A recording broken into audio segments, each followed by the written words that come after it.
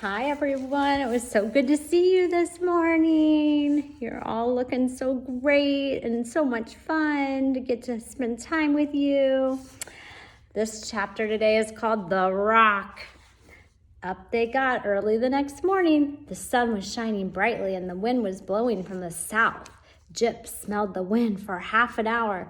"I smell no peppermint," he said. "We must wait till the wind changes to the east." But even when the east wind came at 3 o'clock in that afternoon, the dog could not catch the smell of peppermint. The little boy was very sad at this and began to cry again. But all Jip said to the doctor was, "Tell him that when the wind changes to the west, I'll find his uncle. I'll find him even if he's in China, as long as he still has the Richard's oil of peppermint tablets with him." 3 days they had to wait before the west wind came. This was on a Friday morning early. As soon as Jip awoke, he ran upstairs and poked his nose in the air. Then he got excited and rushed down again to wake the doctor up. "Doctor, doctor," he cried, "I've got it. Doctor, doctor, wake up, listen. I've got it. The wind's from the west and it smells of nothing but peppermint. Come upstairs and start the ship quick." So the doctor tumbled out of bed and went to the rudder to steer the ship. "Now I'll go up to the front," said Jip, "and you watch my nose. Whichever way I point it, you turn the ship the same way. The man cannot be far off with the smell as strong as this. Now watch me." So all that morning, Jip stood in the front part of the ship, sniffing the wind and pointing the way for the doctor to steer. All the animals and the little boy stood around with their eyes wide open, watching the dog in wonder. About lunchtime, Jip spoke to the doctor in private. "The boy's uncle is starving," he said. "We must make the ship go as fast as we can." "How do you know he is starving?" asked the doctor. "Because there is no other smell in the west wind but peppermint," said Jip. "If the man were cooking or eating food of any kind, I would smell it too, but he hasn't even had fresh water to drink. All he is taking is peppermint tablets. We are getting nearer all the time, for the smell grows stronger every minute.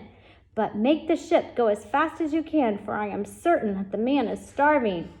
"All right," said the doctor. He sent Dab-Dab to ask the swallows to pull the ship the same as they had done when the pirates were chasing them. So the stout little birds came down and once more began to pull the ship. And now the boat went speeding through the sea. It went so fast that the fishes had to jump for their lives to get out of the way and not be run over. All the animals got very excited. They watched the sea in front for any land or islands where the starving man might be. But hour after hour went by, and still the ship went rushing on over the same flat sea. No land came in sight. And now the animals sat around silent. The little boy again grew sad, and on Jip's face there was a worried look. It was already late in the afternoon, and the sun was going down.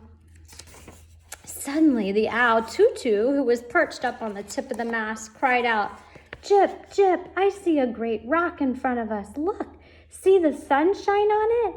Is the smell coming from there?" And Jip called back, "Yes, that's it. That is where the man is. At last, at last." And when they got nearer, they could see that the rock was very large. No trees grew on it, no grass, nothing. The great rock was as smooth and as bare as the back of a tortoise. Then the doctor sailed the ship all the way around the rock. All the animals squinted their eyes and looked as hard as they could.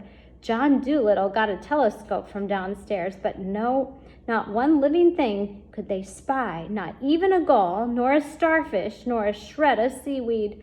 They all stood still and listened, but the only noise they heard was the gentle lapping of the little waves against the sides of their ship.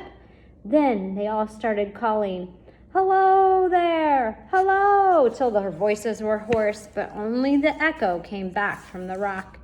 The little boy burst into tears and said, "I am afraid I shall never see my uncle anymore." But Jip called to the doctor, "He must be there, he must, he must. The smell stops here. He must be there, I tell you. Sail the ship close to the rock and let me jump out on it." So the doctor brought the ship as close as he could and let down the anchor. Then he and Jip got out of the ship and onto the rock. Jip at once put his nose down close to the ground and began to run all over the place. Up and down he went, back and forth. At last, Jip let out a great bark and sat down, and when the doctor came running up to him, he found the dog staring into a big, deep hole in the middle of the rock. "The boy's uncle is down there," said Jip quietly. "No wonder those silly eagles couldn't see him. It takes a dog to find a man." So the doctor got down into the hole, which seemed to be kind of a cave. Then he struck matches and made his way along a very dark tunnel with Jip following behind. At last, the tunnel came to an end, and the doctor found himself in a kind of tiny room with walls of rock. And there in the middle of the room, his head resting on his arms, lay a man with very red hair, fast asleep. Jip went up and sniffed at something lying on the ground beside him. The doctor stooped and picked it up. It was a rather large tin, and inside were Richard's oils of peppermint tablets. And chapter 17 is called The Fisherman's Town. So we will see tomorrow how this is all gonna wrap up. I'm so glad they found that little boy's uncle. Sorry, my crazy kids couldn't just stay out of the video. They have to be on the show. I'll see you guys soon.